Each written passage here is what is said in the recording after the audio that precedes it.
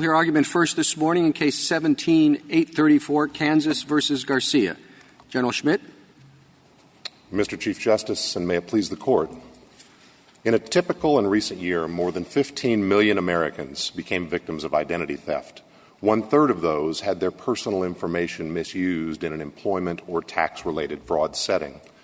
Many of those victims were left to untangle reputations, eligibilities, and other finances. That is why Kansas, like every other state, makes identity theft a crime. Our laws apply in all settings to all people, citizen and alien alike. Respondents were convicted because they stole other people's personal information with intent to defraud. But in respondents' view, these state criminal laws that govern everybody else do not apply to them. They argue that Congress has, in effect, granted them special immunity because their intent was to obtain employment that Congress has forbidden. This Court never has so held and should not now. The conflict fatal to the Arizona employment statute is not present here because Kansas prohibits the theft of personal information by anybody, not work by unauthorized aliens. And this Court has identified no preempted field relevant here. Section 1324AB5 means what it says and no more. The I-9 verification system is available only for specified federal uses. B5's use limitation, which is quite different from typical preemption provisions, is one of several safeguards Congress adopted in 1986 to limit both governments and employers' use of the then novel I-9 system. But traditional state criminal law still reaches misconduct elsewhere in the employment context if proven without use of the I-9 system. For example, states certainly still may prosecute a felon who uses a stolen identity to defeat a background check as a condition of employment at a child care center, even if he also used the same stolen identity on his Form I-9. So, too, with the tax withholding forms used here. But isn't it telling, General Schmidt, that in all three cases that we have, the prosecutor initially charged false Social Security number on the I-9, and it was only when the prosecutor appreciated that that couldn't be done that the I-9 charge was deleted? I think these cases are here, Justice Ginsburg, because they do, of course, present the issue of the intersection between IRCA and generally applicable state law. These cases all straddled in their timelines this Court's decision in Arizona. And I think that explains why the state originally attempted to use the I-9, then understood this Court's holding in Arizona, and withdrew from use of the I-9. I would point out, Your Honor, that all three cases were discovered, the fraud was discovered in a context outside the employment setting. This is not what was happening in subsequent cases in Arizona. Mr. Garcia's fraud was discovered first in a records check at a traffic stop. Mr. Morales from a separate investigation related to workers' compensation, and Mr. Ochoa-Lara from a separate investigation of different criminal conduct in an apartment. Do you agree that the result would be different if the information was harvested from the I-9s? In other words, if state officials went to employers, said, let me see your I-9s, and then that is used to gather information that's used in the Kansas prosecutions? I think it likely would, Your Honor. That is not what happened here, and it's not supported on these records, and I recognize that is a more difficult case. We concede that the state may not use the I-9 form. Whether that extends to a use investigation, I think, is perhaps a somewhat different question not presented here. I recognize it's difficult, and we don't claim that ground, but I don't want to concede it more generally. But the package that was submitted to the employer was all in one package, the I-9, the withholding form, federal and state. It's not that these were discrete episodes. And in all three cases, the tax form, the I-9 state tax form, was all for the same benefit, that was to gain employment. You can't gain employment without filling out those withholding forms. That's true, Justice Ginsburg, and I think that speaks to the important distinction that's at issue in this case. Our view of what Congress did in 1986 against the backdrop of this Court's decision in Duquesne that prior to IRCA, The employment process generally was available was within the scope of state criminal law. In 1986, Congress created something new and different. It created this I-9 system, which was a novelty at the time.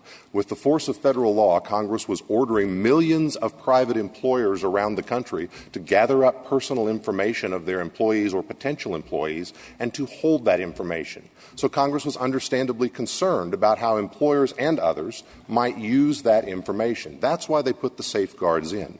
The distinction we believe that's been drawn is between the I-9 system itself, which Congress created and placed off limits, and the broader employment hiring context, which states have traditionally been able to reach and we believe still can reach. And so in the question that Your Honor has posed, the fact that documents might be submitted at the same time, all for a purpose of obtaining a job, does not transform tax withholding forms or any other hiring documents like a resume, a job application, a background check form into part of the I-9 system. That system is what's forbidden. Can I unpackage your argument a little bit?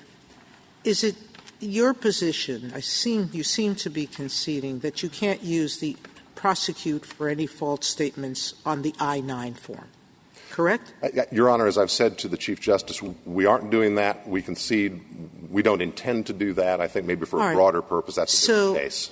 What meaning do you give to the part of the preemption language that says you can't use the form in any way?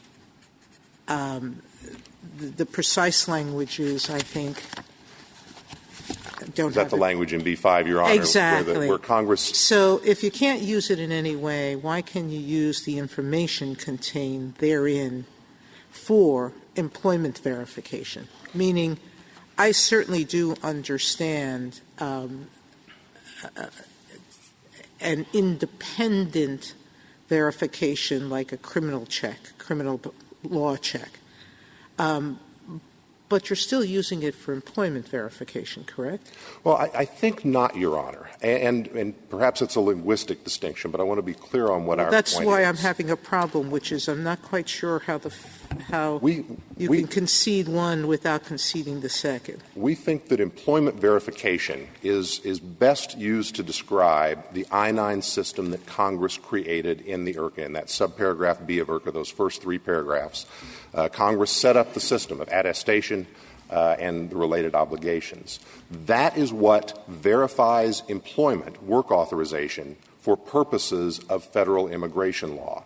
There are other things in the employment context that may be disqualifying for obtaining a job, but those aren't, in our words, employment verification that Congress has spoken to. All right, I understand that. It would be so easy to circumvent the I-9 then.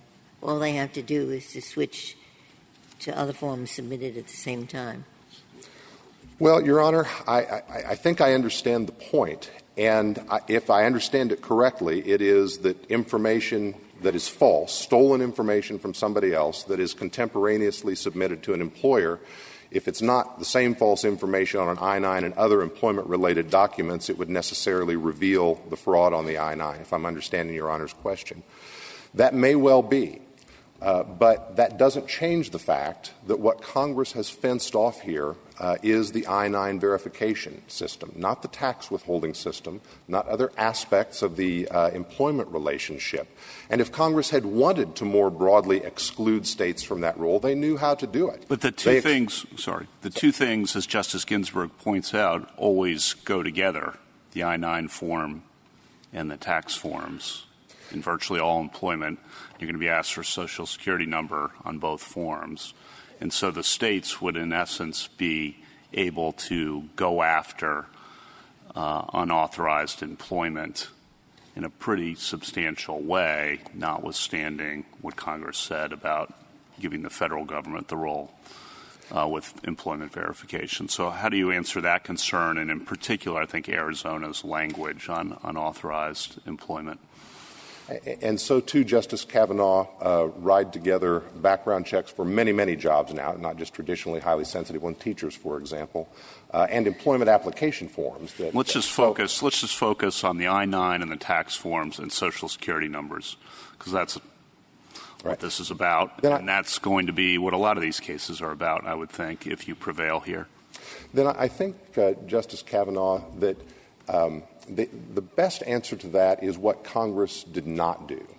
And if one looks, for example, at 26 U.S.C. 7205, which is a specific federal crime that makes fraud on a W-4 form, I believe it's a federal misdemeanor, Congress did not carve that out in the use exception that it created in B-5.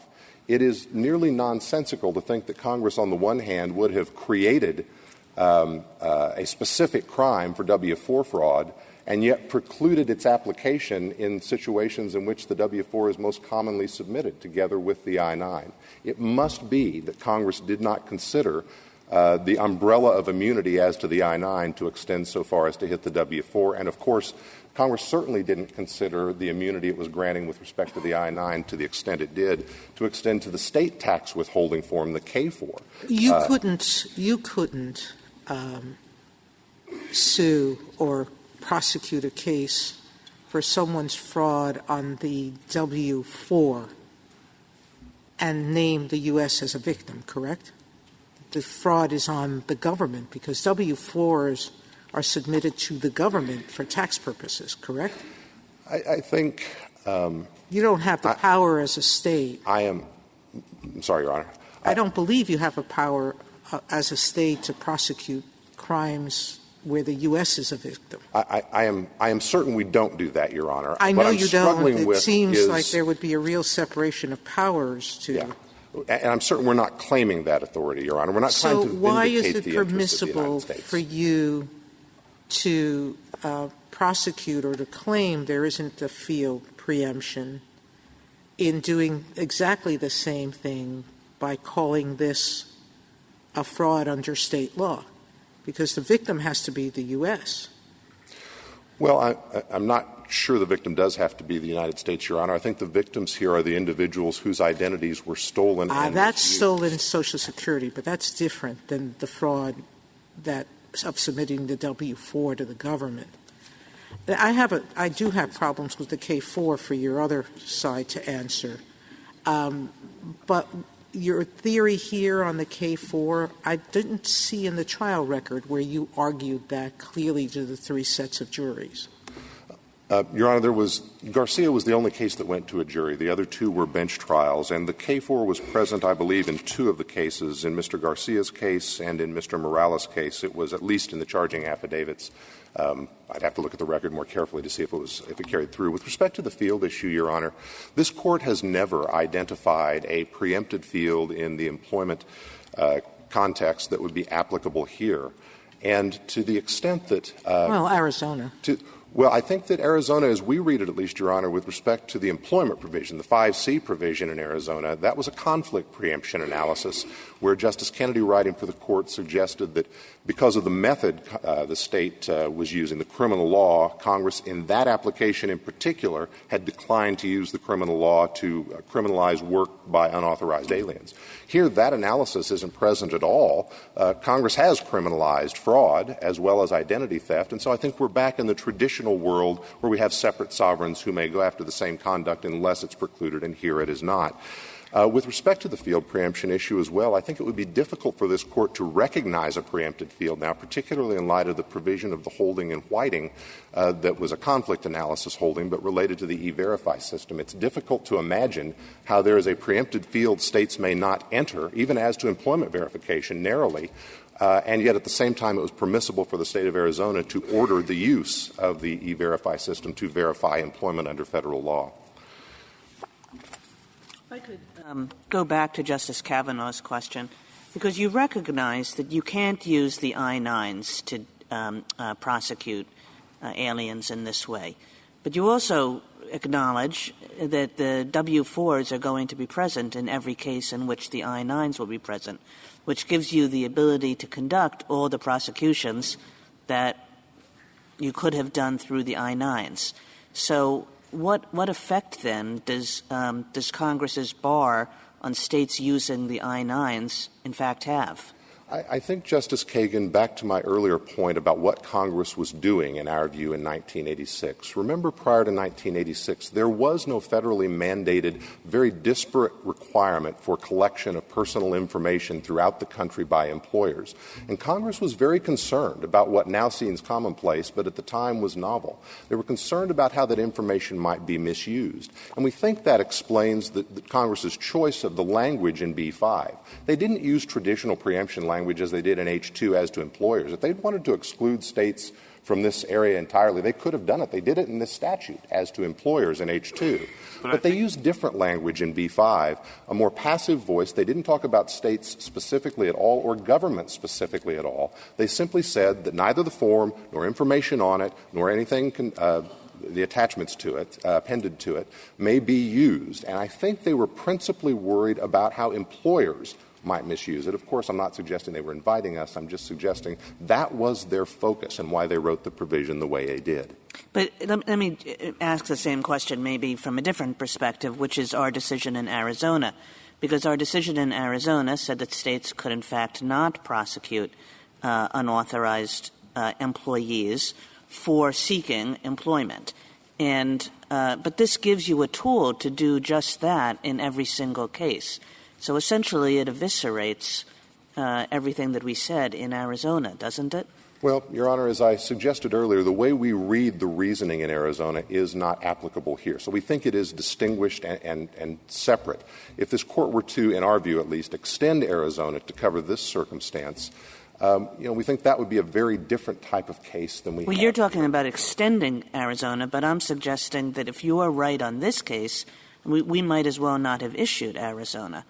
No, I think not, Your Honor, because, again, what the state is focused on here, and I don't think this is seriously disputed, mildly perhaps, in the record, is vindicating its traditional interest in prosecuting fraud. The fact that, incidentally, our generally applicable laws intersect with the employment context or perhaps the immigration context does not mean that Congress has commanded, nor should we, carve out special application or lack of application of our general laws to persons because of their work authorization status. In other words, Arizona is a very different circumstance. We aren't targeting folks because of their status. We are enforcing our employment, our identity theft laws, and we don't want to give special exception to that to people because of their status. Thank you, counsel.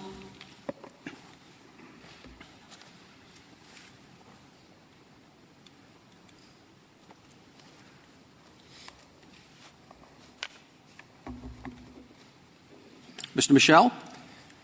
Mr. Chief Justice, and may it please the Court. Respondents stole the identity information of others and passed it off as their own on tax withholding forms.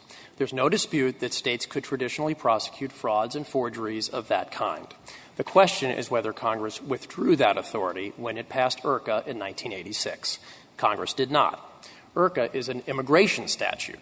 It set up a new system, that's the employment verification system, precisely to verify whether employees have work authorization as a matter of federal immigration law. Now, IRCA put express limits on the use of the form that employees submit to document their work authorization, and as the Court held in Arizona, IRCA also put implied limits on what states can do to regulate work authorization. But nothing in IRCA diminished the state's long-standing power to prosecute crimes like this one, non-immigration offenses on non-immigration forms submitted for non-immigration purposes. And as a statute designed to prevent unauthorized work, IRCA certainly did not create unique immunities for unauthorized workers. Does this represent a change in the government's position? I thought the government's prior position was that on documents that the employee or the prospective employee is filing at the same time as the I-9, there would be preemption. No, Justice Ginsburg, I think you're referring to the brief the government filed in the Ninth Circuit in the Puente, Arizona case. And in that brief, we took two positions that I think are relevant here. First, we took a position that's exactly the one we take here with respect to B-5, which is that provision doesn't bar prosecution using forms other than the I-9. That's the express preemption argument. As to implied preemption, the government said in that brief that fraud on the work authorization process would be impliedly preempted. But the government at page 23 of that brief expressly said that fraud outside the work authorization process, for example, on tax withholding forms that we have here, would not be preempted any more than state laws that regulate drugs or robbery or other regular crimes. Could you do this?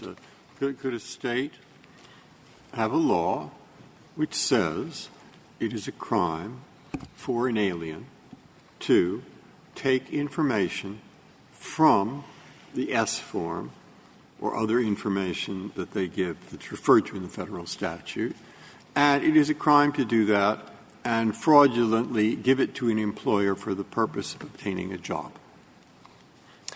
I think that might be preempted under well, is it or isn't it?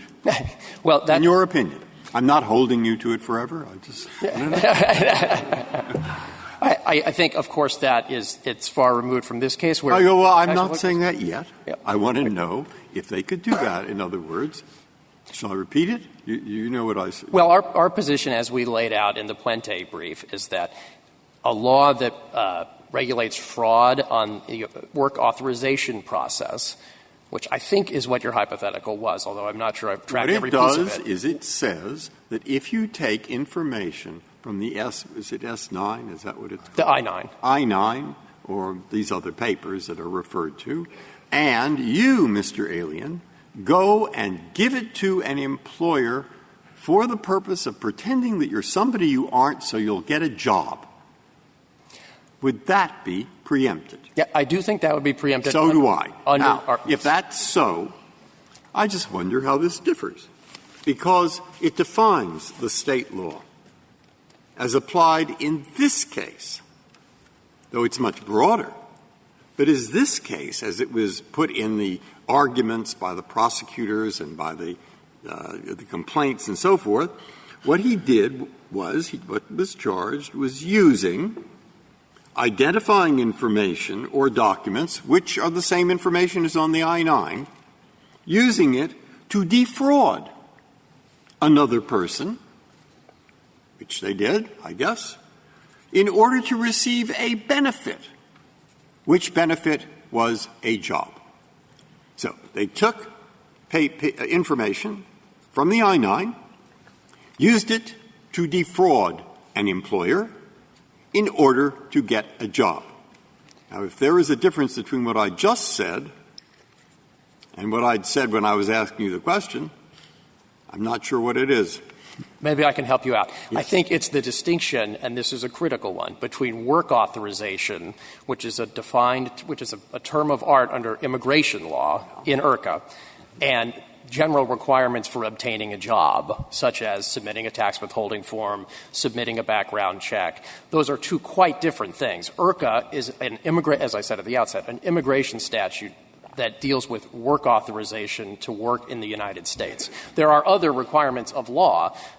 For example, 26 U.S.C. 3402 requires a tax withholding form. But that has nothing to do with work authorization. Regardless of your work authorization status, you still have to submit a tax withholding form. And I think one way to illustrate the distinction is that a U.S. citizen who has undoubted work authorization could submit the same materials that were submitted here, a stolen Social Security number on the I-9 and the tax withholding form, for example, to conceal a criminal conviction or sex offender status. All that's true, but the allegation in the criminal cases here, I think, were that the defendants, were aliens, and that, moreover, they submitted the information from the I-9 form. It didn't say I-9 form, but it was from the I-9 form. And they submitted it to get a job. It said nothing about they submitted it to get a job because it showed we paid taxes. And I suspect they submitted it to get the job because the employer would think they were a different person. So, Your Honor, I think where am I wrong on that? So I think at a minimum they submitted it for two different reasons. One, perhaps to demonstrate work authorization, which it couldn't be clearer that Arizona is not prosecuting here. That Kansas is not prosecuting here because it dismissed the counts on the I-9. They also submitted it, and there is testimony in the record about this, that the employers would not have given them the jobs but for their submission of the tax Well, then why isn't a question about, before your time expires, about the meaning of language in B-5, any information contained in the I-9, what does that mean? I think that simply covers everything that's on the I-9 form, and that's an effort by Congress to cover broadly everything that's on the form. In case there were some creative prosecutor who wanted to say, well, we've extracted a piece of the I-9, and therefore we're not using the I-9 in violation of B-5. And even if this Court might not find that a very persuasive argument, I think it makes sense that Congress wanted to be doubly sure that they were covering the full form. I still don't understand what you make of it and how it fits the language of the statute. Information means generally a fact, all right? So facts contained in the I-9 would be the name, the Social Security number, the address, all the facts that the applicant for employment puts on the I-9. Now, I agree that it can't mean that produces ridiculous results. It can't mean that those facts can never be used by anybody for any purpose.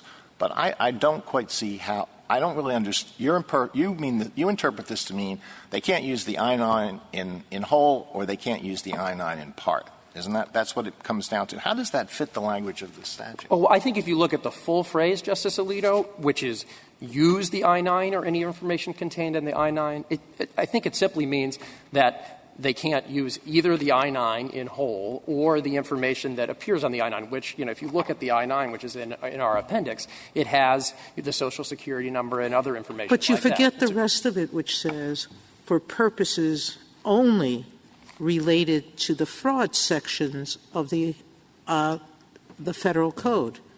So it does seem to me to be limiting the use for fraud related to employment verification. Yes. Seeking a job.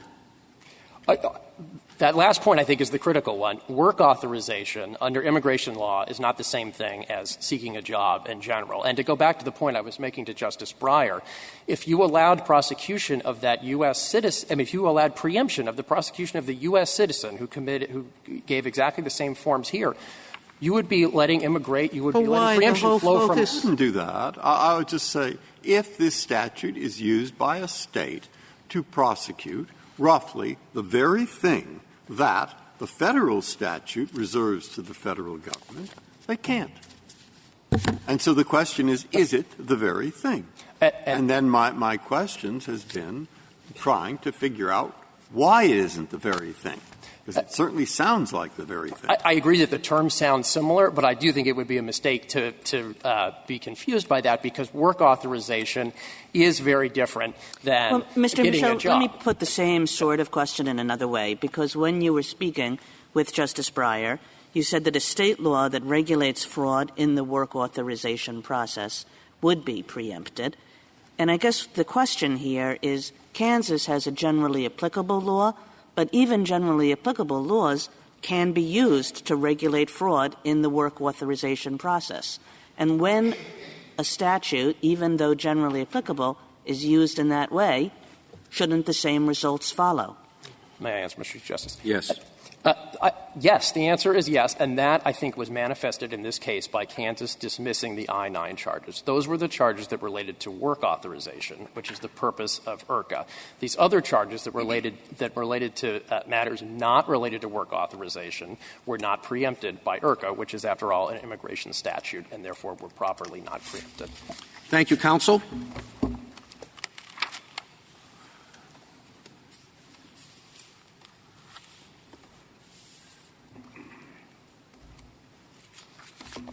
Mr. Hughes? Mr. Chief Justice, and may it please the Court. I'd like to begin with the rule that we asked the Court to adopt. States may not prosecute individuals for using false information to demonstrate work authorization under federal immigration law. To put this slightly differently, If, to satisfy an element of a state offense, the state proves an individual used false information to show federal work authorization, IRCA preempts the prosecution. If this element is not present, there is no IRCA preemption. Even if they were applying to a college? I'm sorry. You can answer that question after your time is. I'm sorry. Thank you, Your Honor. IRCA requires preemption here because Kansas prosecuted respondents for using false information to demonstrate federal work authorization. Kansas chose to prosecute fraud claims.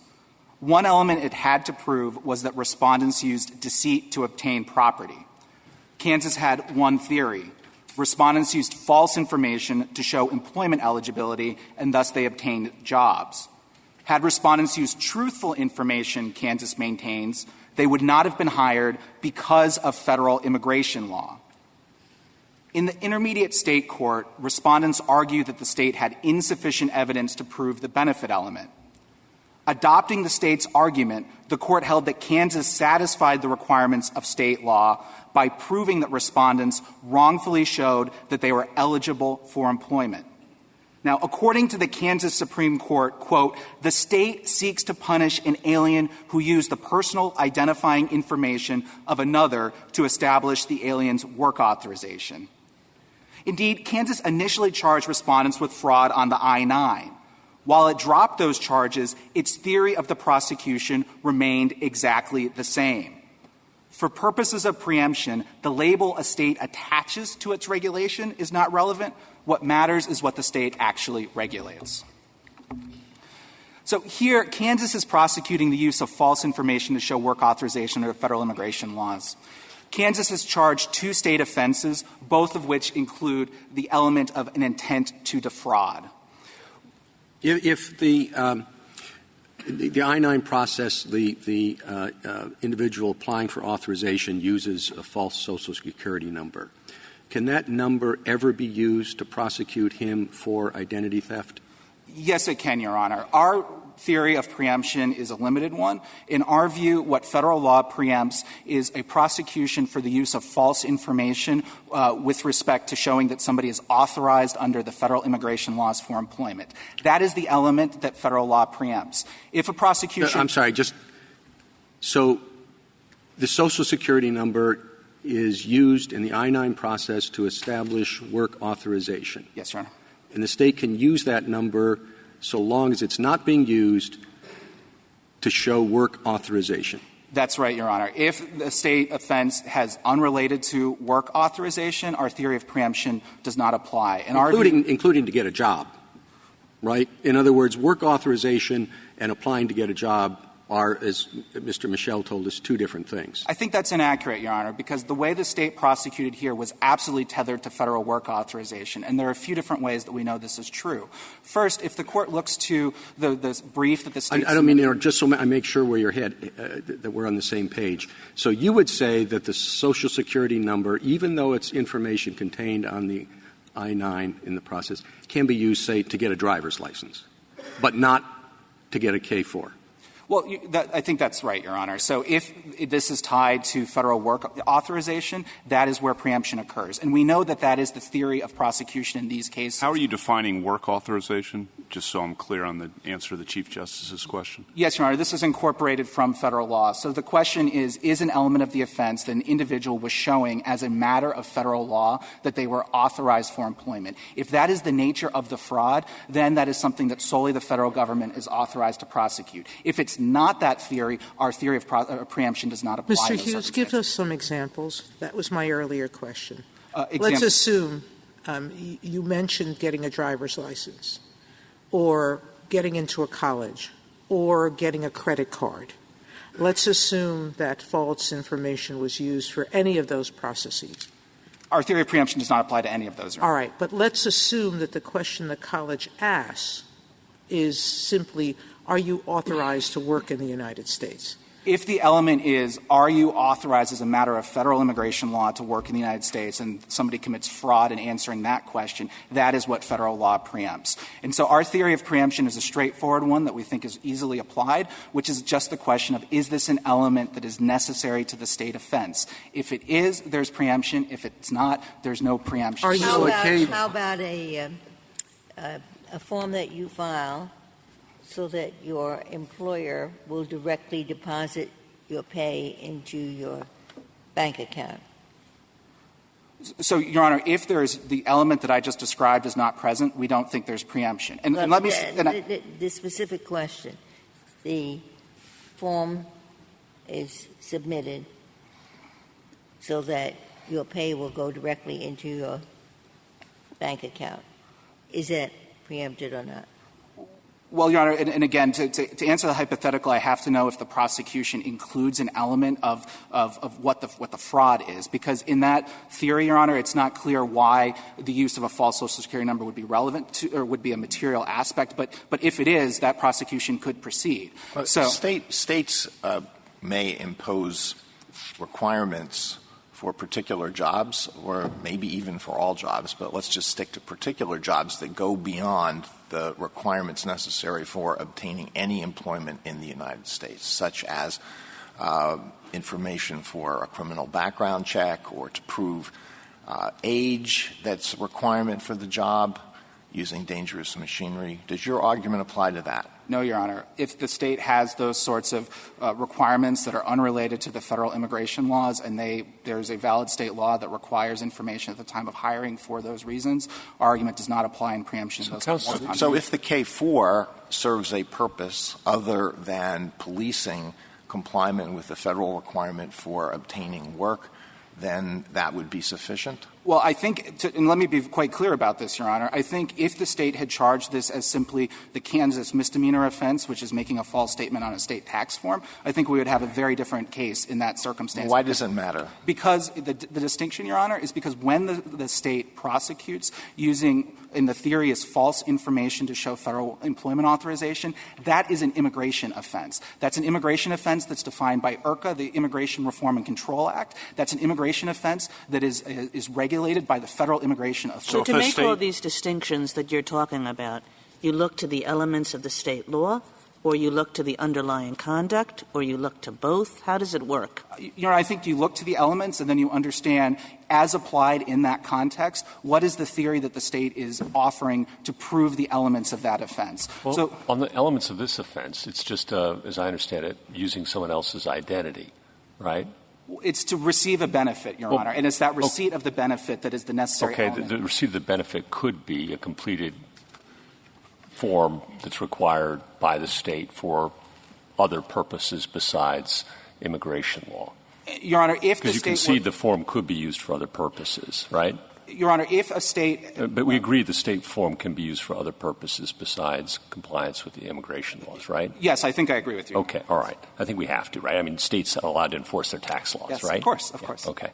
So a false statement on that form could be for other purposes, and it's not essential to the crime of identity theft, is it?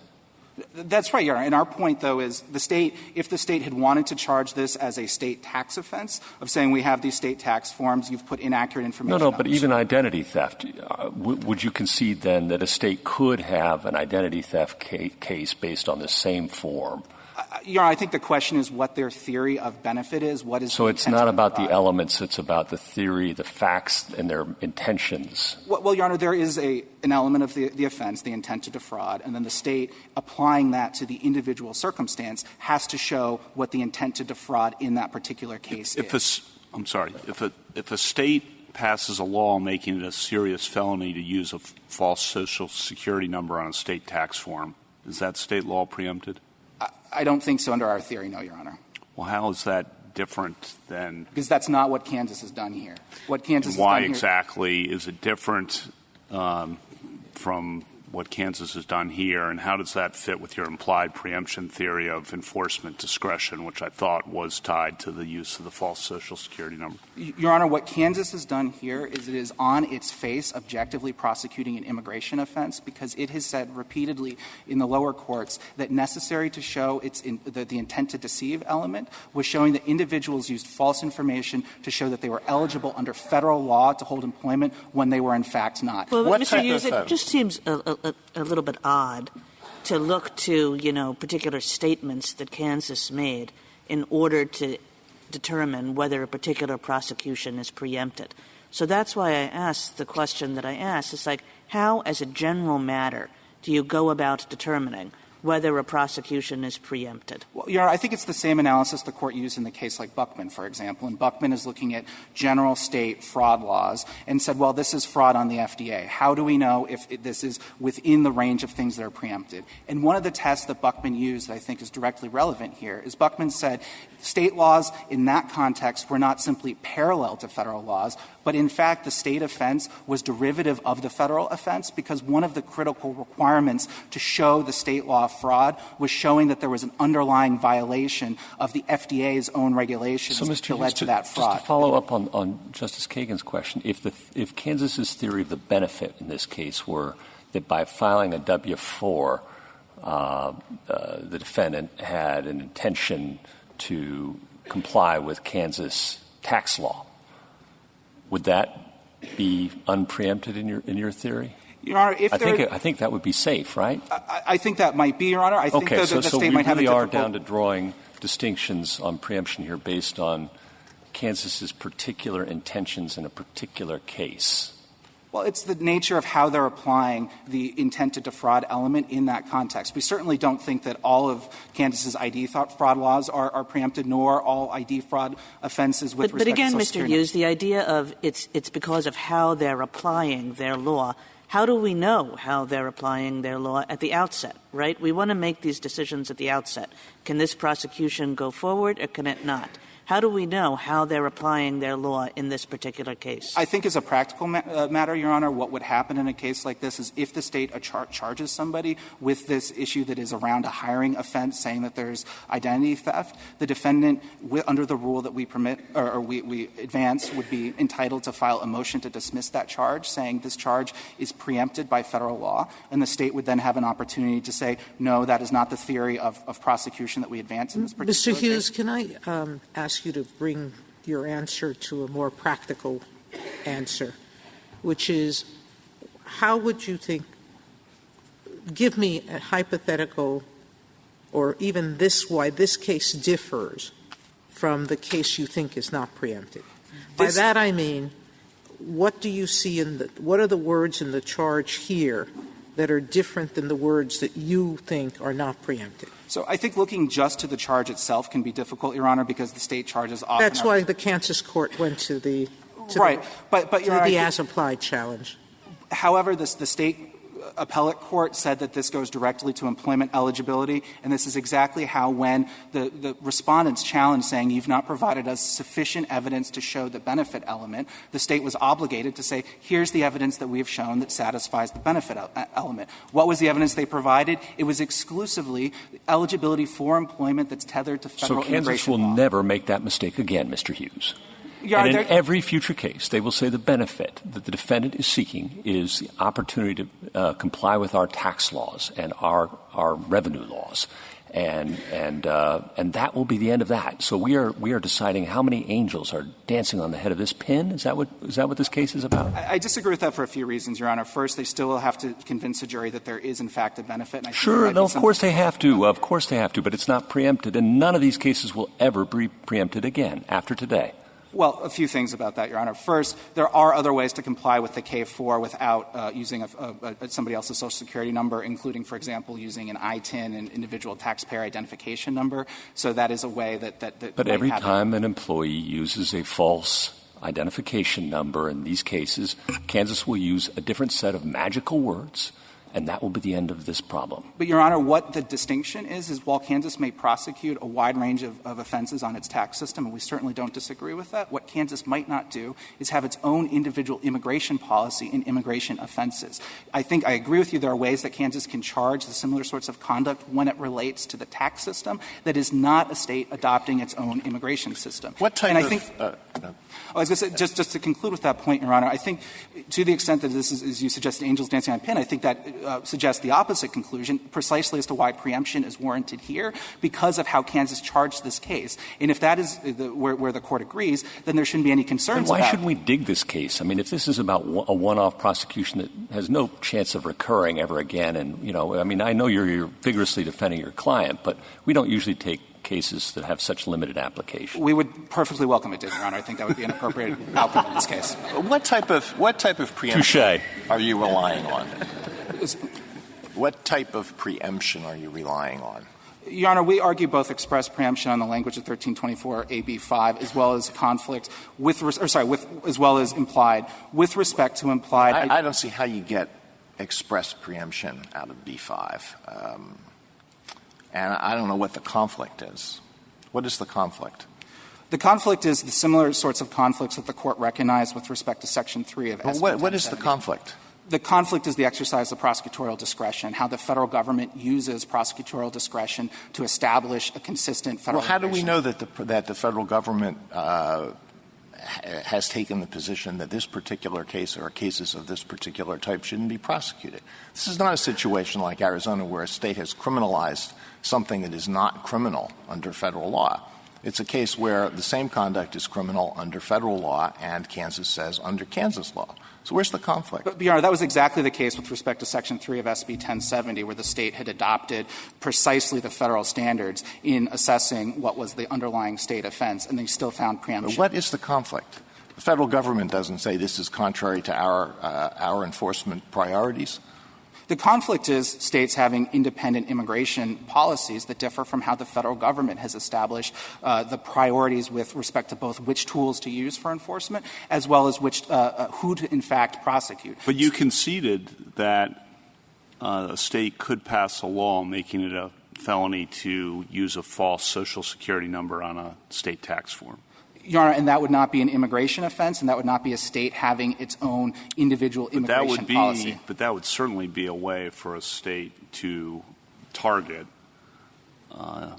people who are non-citizens who are unlawfully in the country from obtaining employment by enacting such a law. So I guess following up on Justice Alito's question, I'm not sure if that's not a conflict, why there's a conflict. Your Honor, if there is an underlying targeting that is the intent behind that law, I think that might be susceptible to other challenges, not the ones we bring here, but related to either constitutional claims or selective enforcement or other kinds of challenges to that. That is by no stretch the argument, though, that we press in this case. So the specific – to follow up again on Justice Alito's, the specific reason that that's not a conflict but this case is a conflict is – the specific reason is because the federal government establishes a uniform immigration policy with respect to who they're going to prosecute and who not, and that has immigration consequences. But beyond that, I think our field preemption argument is an extraordinarily strong one because all of the criteria that existed with respect to Section 3 of SB 1070 are present here. There's the exact same sort of comprehensive and systematic system of immigration, civil, and criminal penalties. And only the federal government can exercise many of the forms of discretion that are baked into those enforcement mechanisms. So just to offer one example, it is a deportable offense to use false information in order to have fraud on the federal employment verification system. However, there's a discretionary exception to that if an individual enters the United States as a lawful permanent resident and then is working solely to support his or her own immediate family. The federal immigration authorities can waive deportation in those circumstances. Only the federal government can balance that policy as an immigration matter. When the states prosecute, the only remedy is the state criminal offense and not the graduated and varying mechanisms that the federal government has available. If the person whose identity is stolen has, let's say, 5 dependents and the applicant for employment has no dependents but puts down 5 dependents, so less money will be withheld under federal and state law, could that applicant be prosecuted for that offense? Your Honor, as I've said, our theory is that yes, applicants can be prosecuted. The immigrant who's put down the information can be prosecuted. Yes, Your Honor. I think that an alien who uses false information can be prosecuted for state tax offenses. Now, Kansas has made quite clear in their brief, I think this is at page 10 of the reply brief in a footnote, that they chose not to pursue tax offenses in this particular case. That was a decision that I think rested on Kansas as to whether or not they would pursue this as a tax offense case, and they said quite clearly they did not and declined to pursue a prosecution in that fashion. Now, employment eligibility here, much has been made from the government that employment eligibility is separate from work authorization. That is not the circumstance here because we know that Kansas said so in its briefs below. In the the appendix that we Why should we worry about the briefs below? I guess I'm following up on Justice Gorsuch's question. We have a serious issue that's going to affect how states go forward here, and particular statements in the briefs below should not define that. They'll just use different statements next time. Well, Your Honor, I think the point is, I think there are 2 points. First is, what is the rule the court should adopt? And we have said our rule that we think the court should adopt is that a state offense is preempted if an element of that is use of false information to show federal employment authorization under the immigration laws. And the second question is the applicability of that in the context of this case. Of course, that is something the court could leave for remand if the court agrees and adopts our rule, which would be an appropriate way to do it. But I think it's at least telling that what the state has done in this case is brought a prosecution that looks exactly like the same prosecution if they were prosecuting for fraud on the I-9 itself. And so we know that from 1324 AB 5 that Congress, in enacting IRCA in 1986, made the determination that states may not prosecute fraud on the I-9 itself. I think it would not do much to that statute if states can prosecute the exact same theory, the exact same kind of immigration offense, simply if they look at the K-4 or the W-4 forms and disclaim reliance on the I-9. I'm repeating myself now, but you've said many times the state could have a law prohibiting false statements on the K-4. Yes, I think they could, Your Honor. That's right, and that wouldn't be an immigration offense. And that would not be. You said that's fine, even though that might be the same kind of conduct that would be done on the I-9. Your Honor, I think if somebody were challenging that law, it would be an argument that's different than the sort of argument that we're advancing for you here. I'm not saying Well, they're not challenging the law. They would be challenging the application of the law and the use of the law in a particular prosecution, much as you're doing here. And the question is, why would there be a different result? Well, I don't think that would be preempted, Your Honor, because it would not be prosecuting an immigration offense. I think an as-applied challenge would probably be a challenge that would be based on selective prosecution. If that were a theory that were available given the facts, I can't say that it would, but that would be the way that that law would likely be challenged. So, in fact, here the state is prosecuting this person for using this false information, which is on the I-9 or wherever, in order to show that he has federal authorization to work and thereby is entitled to a job, which is the property which he tried to get through deception. Is that right? Yes, Your Honor. And in a different case, they might not use the words in their brief. They might not use the words, he was trying to get the job by showing he was federally authorized. But I suppose that those were the facts. So they'd be rather pressed to use different words unless the facts were different. Is that not so? I think that's... I mean, if they were trying to get a job by using this to show that they were in the hospital, then the defense would say, or the prosecution would say, they showed they were in the hospital. And if they tried to get it through showing authorization, federal, the prosecution would say that. Wouldn't they have to? I think that's right, Your Honor, and that just goes to say that when, during the course of the prosecution, the prosecutor is going to have to identify what the theory of the fraud is. Yes. And they're going to have to put that before the jury. And if the theory of the fraud is you've used false information to show compliance with federal work authorization requirements, that is preempted. And if that is not what the prosecutor is arguing, if they have a different application of the general state... So is it up to the defense lawyer in the court? I mean, I don't know if you could always say this, but say to the jury, they've used the word fraud to obtain a benefit. But they have not explained to you how that fraud was used to obtain a benefit.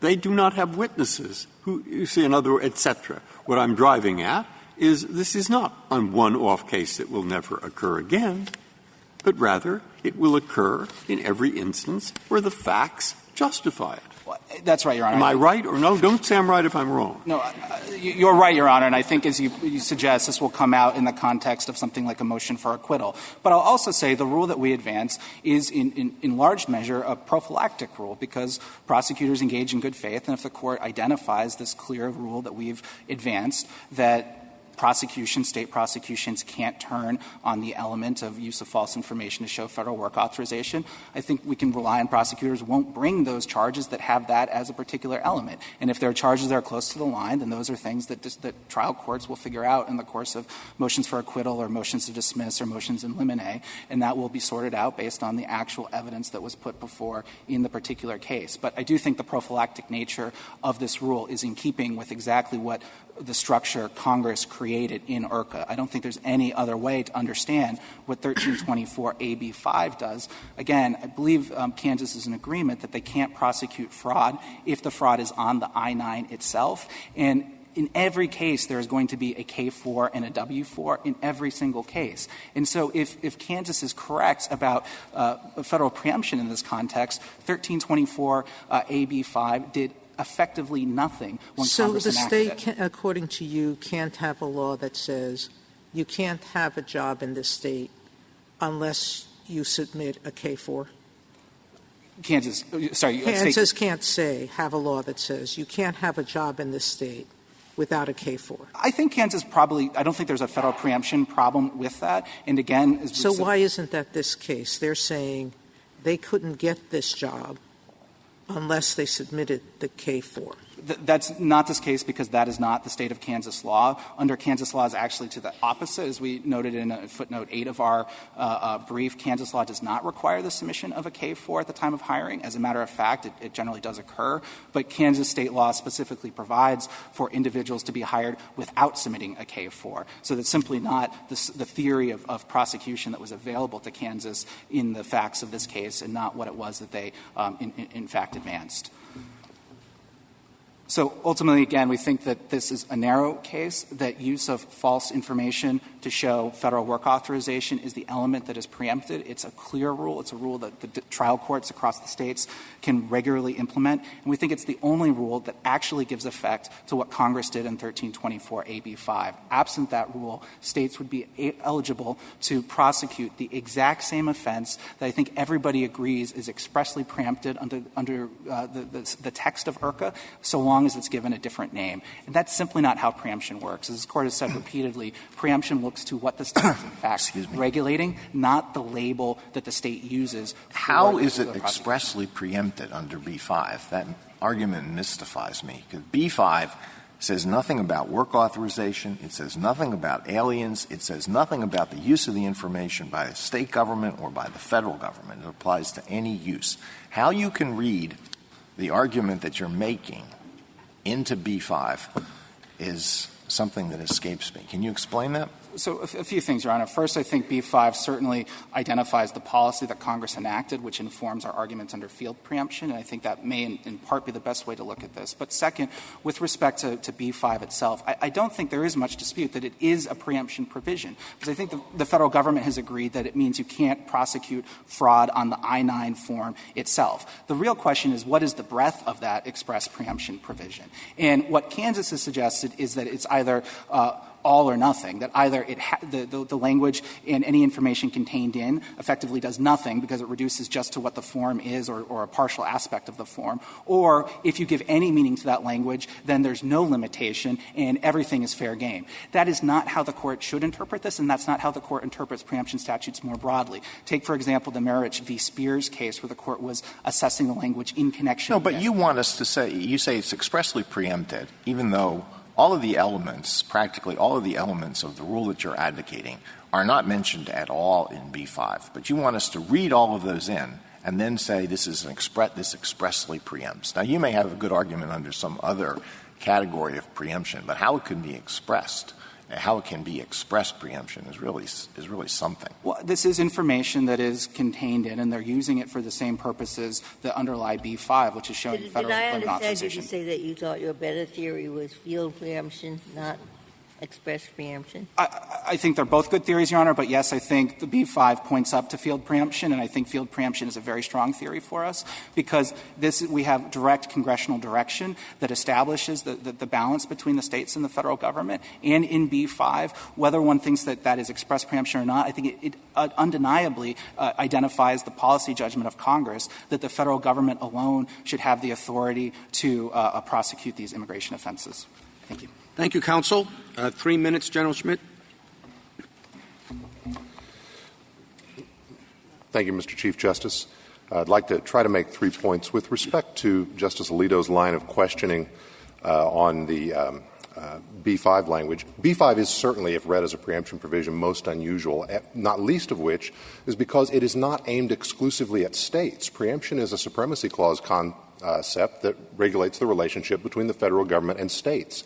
But B5 speaks not only to that, but also to the relationship between the law Congress passed and what the federal government may do, and most importantly, as I was discussing earlier with Justice Kagan, what private employers may do with this information that they were compelled to collect and maintain in a novel manner back in 1986. And we think that explains your earlier question, Justice Alito, with respect to what does information contained in mean. We think it is an effort by Congress to make absolutely clear, not just to states and not just to the federal government, but to millions of private employers who now must, by command of federal law, maintain this private information, that they may not use the form or information harvested from the form or information attached and submitted for the purpose of satisfying the requirements of the form. We don't think express preemption gets them there.